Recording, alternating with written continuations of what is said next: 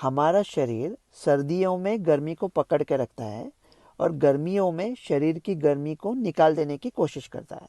अब कल्पना करो कि अपना शरीर एक गर्म चाय का प्याला है।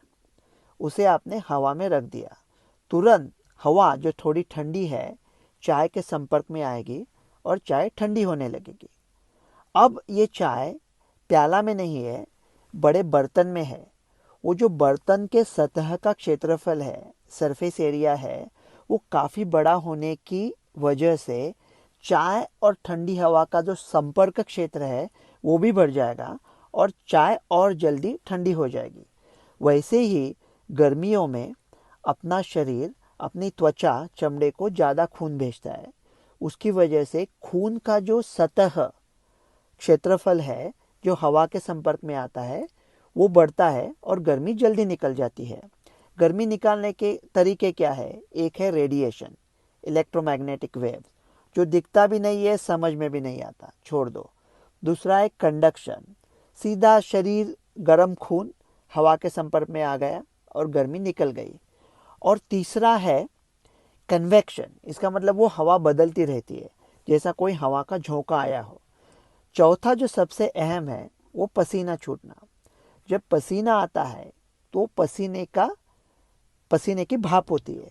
उसके वाष्पीकरण के लिए जो गर्मी लगती है वो अपने बदन से निकाली जाती है। लेकिन ये चीज़ याद रखना अहम है कि जब हवा में ह्यूमिडिटी, आर्द्रता बहुत होती है तब ज़्यादा पसीना नहीं आता। तो बहुत जब ह्यूमिडिटी होते तब आप कसरत ना करें। अभी कल्पना करो कि ये जो चाय का प्याला आपने बाहर ठंडी हवा में नहीं रखा है, आपने एक तंदूरी ओवन में रख दिया है। तो तंदूरी ओवन का तापमान अगर चाय के तापमान के बराबर या ज़्यादा है तो चाय से हीट निकलेगी कैसे? हमारे शरीर का तापमान लगभग 37 डिग्री सेंटीग्रेड होता है।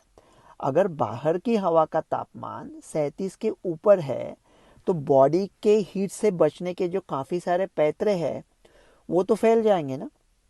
तो अगर आपने किसी उष्माघात का पेशेंट देखा तो पहला है, ये वैद्यकीय सलाह नहीं है, किसी डॉक्टर के साथ पूछो। लेकिन अगर ऐसा कोई पेशेंट है तो हम कहते हैं कि उसे ठंडे पानी में डुबाओ मत। ठंडे पानी से स्पंजिंग करना अच्छा है। ठंडा पानी पिए तो भी अच्छा है, लेकिन अगर वो अचेतन अवस्था में है या पूरी तरह से होश में नहीं है तो उसको पानी पिलाने की कोशिश करना, आपके उसके फेफड़े में पानी डाल के उसके न्यूमोनिया दे दोगे।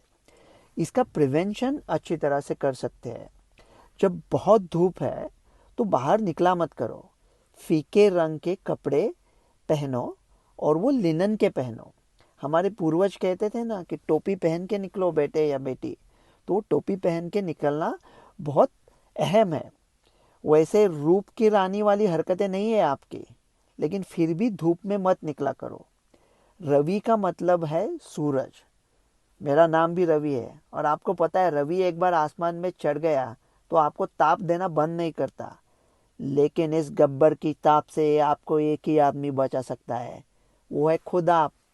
अगर इतनी धूप है तो बाहर निकलो मत ना। अपना गवर्नमेंट क्या कर सकता है? कर सकता है।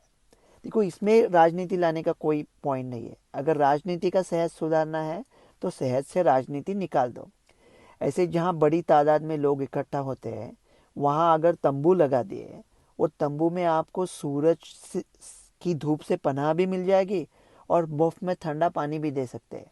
अगर ऐसा कुछ किया तो लोगों को बहुत आसानी होगी। अगर एक दूसरे की मदद करनी हो तो आपके घर के सामने मटका भर के ठंडा पानी रखो, उधर बोर्ड लिख लो, जो भी आदमी पानी पीना चाहता है वो पी सकता है।